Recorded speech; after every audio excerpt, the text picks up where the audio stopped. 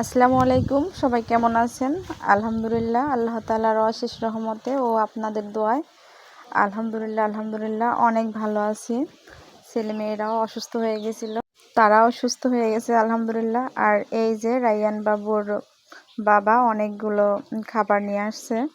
আসলে বাবার অভাবটা যার আছে সেই শুধু বোঝে। আসলে বাবার অভাবটা মানে এমন একটা অভাব, সেই অভাবটা আসলে বলে বোঝানোর ক্ষমতা কারণেই।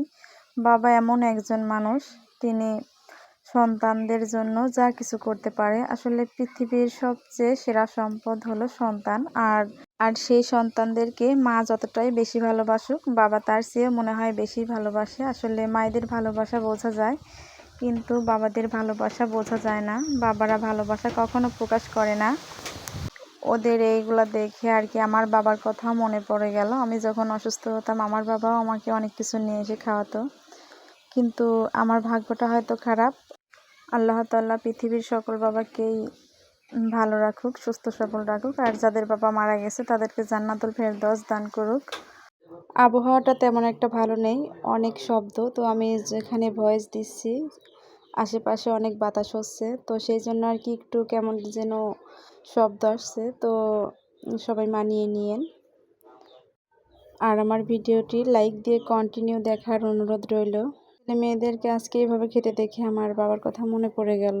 আমার আব্বু আমাকে অনেক বেশি ভালোবাসতো, আর মনে হয় যে বাবারা একটু মেয়েদেরকে বেশি ভালোবাসে, আর মেয়েরা একটু বাবাকে একটু বেশি ভালোবাসে। আর অধিকারটাও মনে হয় মেয়েরা একটু বাবার প্রতি বেশি দেখায়। মায়ের প্রতি অতটা অধিকার দেখাতে পারে না, কিন্তু বাবার প্রতি একটু বেশি অধিকার দেখায়। আর ছোট বাবুর জন্য নুডলস রান্না করব। ছোট বাবুও তো কিছু খাচ্ছে না, আর কি তিনজনই কিছু খাচ্ছে না। আর এক প্যাকেট রান্না করলে তিনজন খেয়ে শেষ করতে পারবে না, তাদের মুখের রুচি নষ্ট হয়ে গেছে যেহেতু অসুখ হয়েছিল। আর এই যে আমি মাংস রান্না করব, রান্নাঘরে রয়েছি। আর আমার ছেলে আমাকে বলছে যে আম্মু আমি একটু আম কাটবো, তুমি একটু ভিডিও করো তো দেখি, সবাই এরকম করে দেখি কেমন হয়। তে বললাম যে ঠিক আছে, সমস্যা নাই। আর এই যে দেখুন কত সুন্দর দেখাচ্ছে। তো পরে সে বেড়াতে চলে গেল আমটা নিয়ে, আর আমি এই যে মাংসগুলো আর কি ধুতে নিয়ে আসলাম কলপাড়ে। তো আসলে আমি বারবারই বলি, আর অনেক ভিডিওতেই বলছি, আমি গ্রামে থাকি। আমার আপুরা বাজে মন্তব্য করবেন না। সবসময় চেষ্টা করি আপনাদেরকে ভালো কিছু উপহার দেওয়ার জন্য, আসলে যতটুকু পারি আমি চেষ্টা করি। আর এই যে মাংসগুলো ধুয়ে নিচ্ছি, বাড়িঘর ঠিক করবে জন্য এখনও কোনো কিছু ঠিক করেনি। মোটরের কোনো কিছুই ঠিক করা নাই, সাবমার্সিবলের সব কিছুই আলাদা আলাদা করা। দেখা যায় যে ডাইরেক্ট পানি আসে এখান থেকে, আর এইখান থেকে আসলে গোসল খাওয়া দাওয়া সব কিছু আলহামদুলিল্লাহ ভালোই হয়। দেখা যায় যে পানি নষ্ট হয় অনেকগুলো, এইখান থেকে আর কি সমস্যা। আর মাংসগুলো অনেক সুন্দর ছিল, কালারটা যেমন ছিল আসলে অনেক ভালো হয়েছিল রান্নাটাও। ফ্রিজে বেশি দিন রাখলে আর কি স্বাদ নষ্ট হয়ে যায় সব কিছুরই, পরে আর ভালো লাগে না। তো ভাবলাম যে বেশি দিন রাখবো না।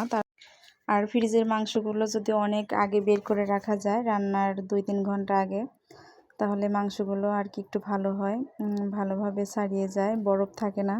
ওই মাংসগুলো রান্না করলে অনেক মজা হয়। আর এইবার মাংসগুলো খুব সুন্দর ছিল এই যে। আর মাংসগুলো বেশিরভাগ আমি দিয়ে ধুই, দেখা যায় আমার শাশুড়ি ওইভাবে মাংস ধোয় না, আর ধোয়া কাজে আমি সেরা। আমার শাশুড়ি বসে বসে রান্না করছে, আর আমি মাংস ধুয়ে নিয়ে যাচ্ছি। তিনি রুটি বানাচ্ছে, আমার মা আসছে আমাদের বাড়িতে, আমার মা রুটি বেলে দিচ্ছে, আর আমার শাশুড়ি রুটি ভাজছেন, আর আমি মাংস ধুয়ে দিচ্ছি। দেখা যায় যে সবাই মিলে যদি একসাথে কাজ করা যায়, কাজ করতে বেশি সময় লাগে না। কিন্তু এখন এই যে রায়্যান বাবু একটু ঝামেলা করে, আর রায়্যান বাবুকে রাখছে রায়্যান বাবুর দাদু। আর এই যে রুটিগুলো কিন্তু অনেক সুন্দর হয়েছিল। এগুলো হচ্ছে চাউলের আটার রুটি, আর গরুর মাংস দিয়ে চাউলের আটার রুটিগুলো খুব মজা লাগে খেতে। আর এই যে আমার মাংস রান্নাটা, তো মাংস রান্নাটা খুব সুন্দর হয়েছিল। আর মাটির চুলায় রান্না কিন্তু অনেক সুন্দর হয়। আর দেখা যায় যে আমরা যখন ভারী কিছু রান্না করি আর কি, বেশি কিছু রান্না করি, তখন মাটির চুলাতেই রান্না করি।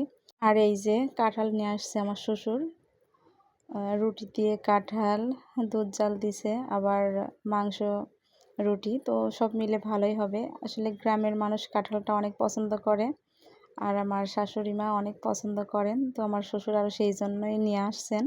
আর আমার মাও আসছে।